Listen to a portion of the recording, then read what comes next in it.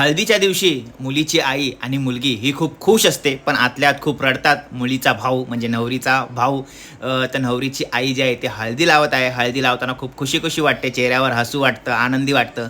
पण जेव्हा खरंच मनापासून एवढी मोठी मुलगी आपण वाढवतो, लहानाची मोठी करतो आणि हळदी लावताना सगळे रडतात, खचून जातात.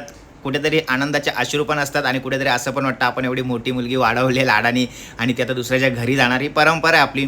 आणि हा नवरीचा भाऊ आहे, सख्खा भाऊ. आणि इथे आम्ही आलो होतो घाटकोपरला, साक्षीच्या हळदीला. कारण की घाटकोपर माझ्या बहिणीच्या जावाची मुलगी आहे, सख्ख्या जावाची मुलगी, म्हणून आम्ही आतुरतेने पूर्ण फॅमिली गेलो होतो. ही ही सगळ्यात माझी मोठी बहीण आहे आणि मोठी बहीण पण हळद लावत होती. कारण की हे सगळे एकत्र राहतात, जॉईंट फॅमिली आहे सगळे, त्याच्यामुळे खूप मज्जा येते इथे कोणतंही फंक्शन असेल तेव्हा. आणि हा माझ्या मोठ्या बहिणीचा मुलगा आहे, तो खूप रडत होता. असं तर खूप मस्ती पण करतो हिच्याबरोबर, खूप म्हणजे आपण बोलतो ना भावा बहिणी